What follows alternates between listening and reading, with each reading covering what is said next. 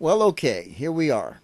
It's been a little while since my last video about China and our economic bailout dependent upon them, our economic bailout. Since then, China has shown its true colors by feigning an attack on one of our own ships that was doing mapping, supposedly, in the North China Sea and being very aggressive towards one of our ships. Of course, they received a slap on the hand, and no one seems to know or has not said anything since then about the incident. Okay, well, I guess, what do I know?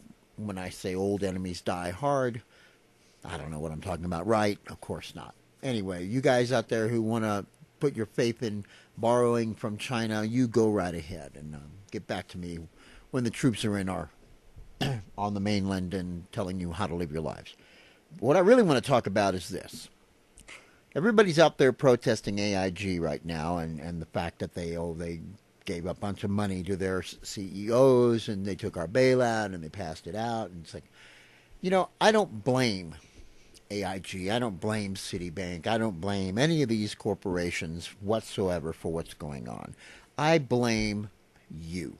I blame you, America. I blame the Congress. I blame each and every one of us for being so stupid as to believe that this was going to help. I mean, you might as well give meat to a tiger and expect it not to eat it. What are you thinking? What was anybody thinking?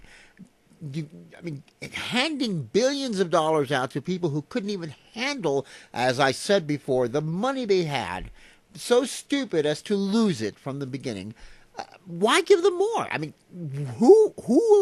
what were you people thinking by allowing our government to do this? You want to blame somebody? Look in the mirror. God damn it. I mean, really, come on. I mean, are you really going to make me believe, or anyone else believe, by going out in the streets and protesting against AIG and protesting against this and that you are not to blame for allowing this to happen, for not standing up when you had the chance and say, no, do not do this? How many of you did that? I know some of you did. I did. A lot of us wrote our congressmen and senators and said, please do not do this. But not enough, obviously, because I guarantee if enough of us had done that, they wouldn't have done it. They still listen to the people if there's enough of us speaking out. You have to understand. I mean, I coined a phrase years ago. It's called after-the-fact activism. You act after the fact. I mean, and you might as well just pull the gun and shoot yourself because it's not going to work. You do not try to tear a wall down after it's been built. You simply stop it from being built. That's the best policy. We can no longer, ever expect anything to change if we're going to allow it to happen and then think we can change it after it's happened. It doesn't work that way. You people have got to wake up. We have got to wake up to the fact that we need to act proactively, not after the fact. Now, with that out of the way, I want to talk about something else. Energy. Okay, let's go to energy. I was thinking about something in kind of a humorous fashion, and actually it made sense the more I thought about it and how funny it was, but how true it could be. How many of you take a shit every day? Okay, yes?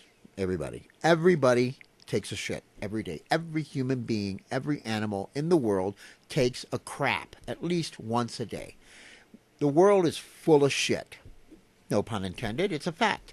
Now, how many of us flush that shit down the toilet every day? How many of us dig holes and bury that shit every day? How many of us pile up the piles of shit that our animals produce into big piles to use as fertilizer, blah, blah, blah, until rot, to let it go, whatever we do with it?